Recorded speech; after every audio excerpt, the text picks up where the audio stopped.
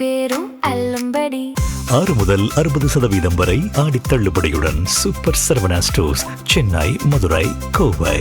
மொத்தம் 14 லட்சத்துக்கு மேற்பட்ட விவசாயிகள் பயனடைஞ்சிருக்காங்க. மொத்தம் 5600 கோடி அளவுக்கு பணமும் நிதியும் விடுவிக்கப்பட்டுச்சு.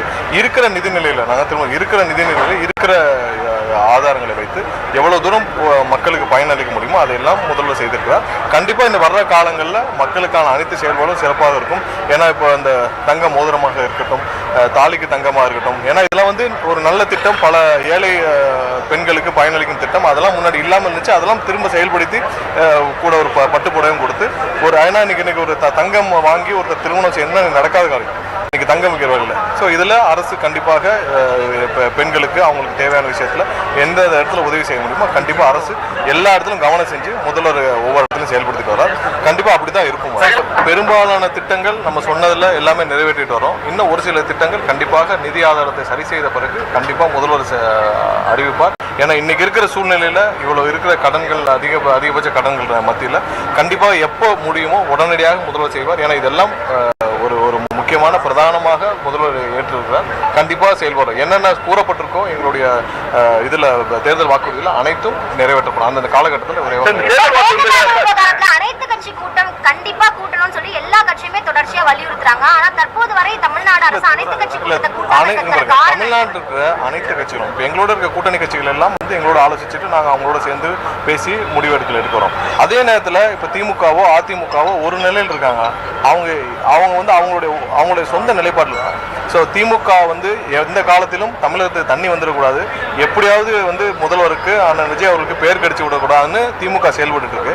அவங்களோட அலைண்டா இன்னைக்கு அதிமுக அவங்க என்ன சொல்ல நினைக்கிறாங்களோ அதை சொல்ல முடியாத விஷயத்தில் அதிமுக மூலம் சொல்லிட்டு இருக்காங்க. இதற்கெல்லாம் நம்ம கூப்பிட்டு அவங்களை வச்செல்லாம் பேசினால் எந்த முடிவும் எட்டப்படாது. ஸோ அதனால யாரெல்லாம் ஆக்கப்பூர்வமாக தமிழக மக்களோடு இருக்காங்களோ எங்களோட கூட்டணி கட்சிகளோடு இருக்காங்களோ அவங்களோட நாங்கள் பேசி ஆலோசிச்சு தான் முடிவுகள் எடுக்கப்பட்டு வருது. அதன் முடிவுகள் அடிப்படையில் தான் இப்போ ஏற்கனவே சட்டசபையில் எல்லா கட்சிகளும் வச்சு தானே ஒரு மனதாக தீர்மானம் நிறைவேற்றப்பட்டது. ஸோ அவங்களை திருப்திப்படுத்துறதுக்காக திமுகவையும் அதிமுகவும் திருப்திப்படுத்துறதுக்காக நம்ம கூப்பிட்டுலாம் பேசிட்டு இருக்க முடியாது. அவர்களுக்கு அந்த எண்ணமும் கிடையாது. அவங்க தமிழக மக்களுடைய நலனில் அக்கறை இல்லாதவர்களை கூப்பிட்டு பேசி என்ன பிரயோஜனம்? இந்த பட்ஜெட்டை பற்றி சொல்லணும்னா நேற்றைக்கு மாதிரி தான் இன்னைக்கும் திராவிட முன்னேற்ற கழக அரசுடைய எங்களுடைய அரசும் போது என்னென்ன திட்டங்கள் கொண்டு வந்தோமோ அந்த திட்டங்கள்லாம் பேரை மாற்றி அதுக்கு முன்பு ஒரு வார்த்தையை மட்டும் சேர்த்து அவங்களுடைய கட்சியுடைய பெயருடைய வார்த்தையை மட்டும் சேர்த்து புது திட்டம் போல சில திட்டங்களை அறிவிச்சிருக்கிறாங்க. எனவே இந்த பட்ஜெட்டில் உருப்படியாக எதுவுமே கிடையாது. குறிப்பாக தேர்தல் வாக்குறுதியின் போது இருக்கக்கூடிய முதலமைச்சர் சொன்ன முக்கியமான ஒரு வாக்குறுதி 5 ஏக்கர் வரைக்கும் நிலம் வச்சிருக்கக்கூடிய எல்லாருக்கும் முழு பயிர்க்கடன் தள்ளுபடி அப்படின்னு அவர் கலந்துக்கிட்டதே கொஞ்சம் கூட்டங்கள் தான். ஆனால் அந்த எல்லா இடத்துலையும் இந்த வாக்குறுதியை சொல்லி தான் மக்களை ஏமாத்தினாரு. ஆனால் ஆட்சிக்கு வந்ததும் அதுக்கு எதுவுமே செய்யலை. முதல்ல என்ன சொன்னார், 50,000 ரூபாய் வரைக்கும் கடன் தள்ளுபடி அப்படின்னாரு. அப்புறம் எங்களுடைய கோரிக்கை, விவசாயிகளுடைய கோரிக்கை எல்லாம் ஏற்று அது 75,000 மாத்தினாரு. ஆனா இன்னைக்கு விவசாயிகள் நீங்க தேர்தல் வாக்குறுதியில் சொன்ன மாதிரி முழு கடன் தள்ளுபடி வேணும் அப்படின்னு கேட்டுட்டு இருக்கிறாங்க. அதற்கு எந்த விதமான பதிலையும் வழக்கம் போல இந்த முதலமைச்சர் வாய் திறக்கிறது இல்லை. விவசாய பெருங்குடி மக்களுக்கு நாங்களாம் இது கொடுத்தோம், தேர்தல் வாக்குறுதி கொடுத்தோம், பயிர்க்கடன் தள்ளுபடி பண்ண போறோம்னு நாங்க வாக்குறுதி கொடுத்தோம். சொல்லுங்க, அவர் 20 துறை சார்ந்து திமுக வாக்குறுதி கொடுத்தது யாரு? அவர் என்ன சொன்னார்னா 20 துறை பட்ஜெட்ல எப்படி திமுக ஒரே வேளாண் பட்ஜெட்டா 20 துறை சார்ந்த திட்டங்கள் உள்ள கொண்டு வந்ததோ நாளைக்கு இது அனைத்தையும் சட்டமன்றத்தில் பேச இருக்கிறோம். முடிஞ்சா தைரியம் இருந்தா முதலமைச்சர் இதற்கு எந்திரிச்சு இதற்கெல்லாம் பதில் சொல்லட்டும்.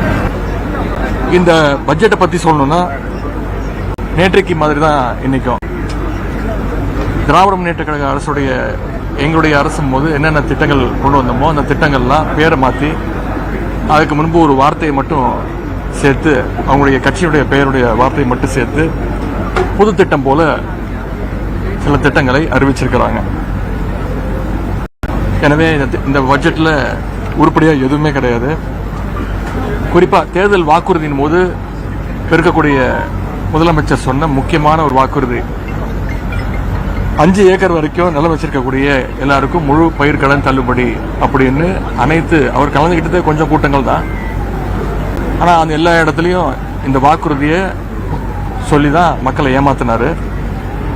ஆனால் ஆட்சிக்கு வந்ததும் அதுக்கு எதுவுமே செய்யலை. முதல்ல என்ன சொன்னார்,